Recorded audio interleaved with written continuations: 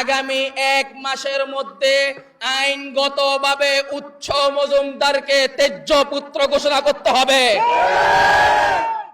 যে আল্লাহ রসুলকে নিয়ে কটূক্তি করবে তার একমাত্র শাস্তি মৃত্যুদণ্ড। গত কয়েকদিন আগে একজন মসজিদের খতিব তাদের বিরুদ্ধে বক্তব্য দেওয়ার কারণে আমরা দেখেছি সেই খতিবকে গুম করা হয়েছে গাজীপুর টঙ্গী থেকে, পাওয়া গেছে পঞ্চগড়ের সীমান্তে। আমরা থানায় যাব, মামলা করব, ব্যক্তিবাদী না রাষ্ট্রবাদী মামলা হতে হবে। ব্যক্তিবাদীর মামলা দিয়ে আমাগরে জুলাইয়া কোর্টের বারান্দায় ঘুরাবেন, সেই খেলা চলবে না। এই রাষ্ট্রের নাগরিক হয়ে সে অপরাধ করছে, রাষ্ট্রকে দায়িত্ব নিয়ে মামলা করতে হবে। ইন্নাল হামদালিল্লাহ ওয়াসসালাতু ওয়াসসালামু আলা রাসূলিল্লাহ, আম্মা বা'দ। সংগ্রামী তৌহিদি জনতা, আমরা আজকে বড় দুঃখ এবং ভারাক্রান্ত হৃদয় নিয়ে এখানে উপস্থিত হয়েছি। আমরা কখনো কল্পনাও করি নাই রামপুরের মতো জমিতে জন্মগ্রহণ করে কেউ রসুলের বিরুদ্ধে কটূক্তি করবে। যেই ঘটনা ঘটেছে শুরুর দিন থেকেই আমরা এটা নিয়ে কাজ করে যাচ্ছি। প্রতিবাদ অব্যাহত আছে, বিশৃঙ্খলা যাতে না হয় সে ব্যাপারেও আমরা আমাদের পদক্ষেপ গ্রহণ করেছি। আমরা আজকের এই সমাবেশ থেকে পরিষ্কার একটা কথা বলতে চাই, যেই ছেলে এই কটূক্তি করেছে উচ্চ মজুমদার, সে যদি আগামী 50 বছর পরেও বাংলার মাটিতে নামে, রামপুরের মাটি তাকে গ্রহণ করবে না।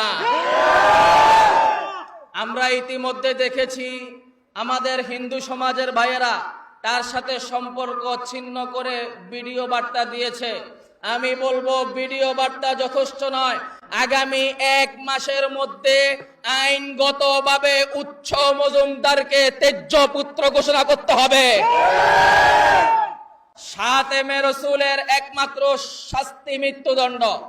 হানাফি মাযহাব, শাফিঈ মাযহাব, মালিকি মাযহাব, হাম্বলি মাযহাব, সব মাযহাবের সিদ্ধান্ত একটাই, কোনো ইখতিলাফ এ ব্যাপারে নাই। শাতেমে রসুল, যে আল্লাহর রসুলকে নিয়ে কটূক্তি করবে তার একমাত্র শাস্তি মৃত্যুদণ্ড। দুঃখ, আফসোস আর পরিতাপের সাথে বলতে হয় 94% মুসলমানের এই বাংলাদেশ স্বাধীনতা পরবর্তী 54 বছরেও আজ পর্যন্ত এই দেশে শাতেমে রসুলের মৃত্যুদণ্ডের আইন পাশ হয় নাই। আজকের এই জনসমাবেশ থেকে সরকারের কাছে দাবি জানাতে চাই, অনতি বিলম্বে বাংলাদেশে রাষ্ট্রীয়ভাবে শাতেমে রসুল, ইসলাম অবমাননাকারী যারা আছে তাদের সর্বোচ্চ শাস্তি মৃত্যুদণ্ডের আইন পাশ করতে হবে। শেষ কথা বলতে চাই,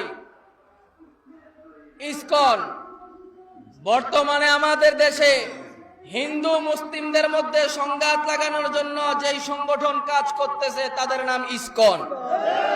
পাশের রাষ্ট্র ভারতের আরএসএস এর মতো বাংলাদেশকে অখণ্ড ভারত হিসেবে প্রতিষ্ঠা করার স্বপ্ন নিয়ে তারা কার্যক্রম শুরু করেছে।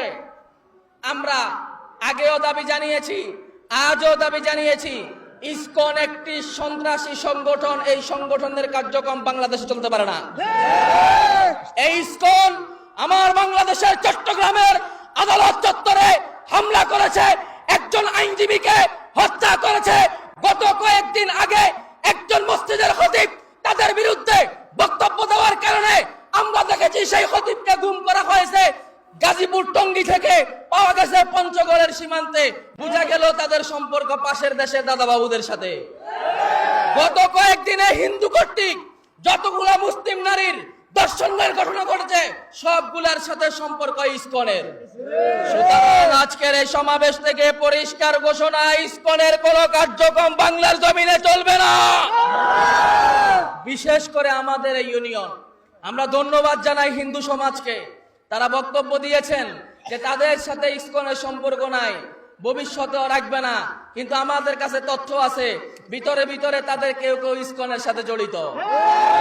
কাজেই হিন্দু সম্প্রদায়কে বলবো, খুব গরম ভাষায় বলতে চাই না, শান্তভাবেই বলতে চাই, ইসকনের সাথে কোনো সম্পর্ক যদি আপনাদের থেকে থাকে তাহলে সম্পর্ক ছিন্ন করেন।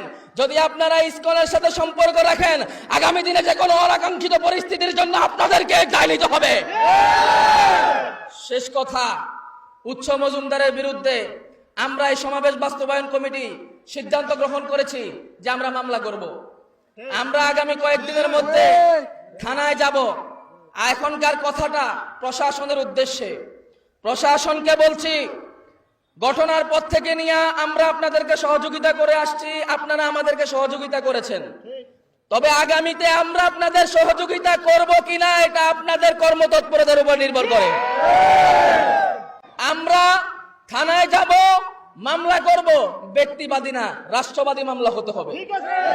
ব্যক্তিবাদীর মামলা দিয়ে আমাগরে জুলাইয়া কোর্টের বারান্দায় ঘুরাবেন, সেই খেলা চলবে না।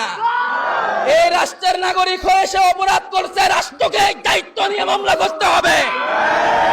যদি এই মামলা গ্রহণ করতে কোন ধরনের গড়িমসি করা হয়, প্রয়োজনে লক্ষ জনতা নিয়ে থানা ঘেরাও কর্মসূচি ঘোষণা করা হবে। নাসরুম মিনাল্লাহি ওয়া ফাতহুন করিব। আসসালামু আলাইকুম ওয়া রাহমাতুল্লাহি ওয়া বারাকাতুহু।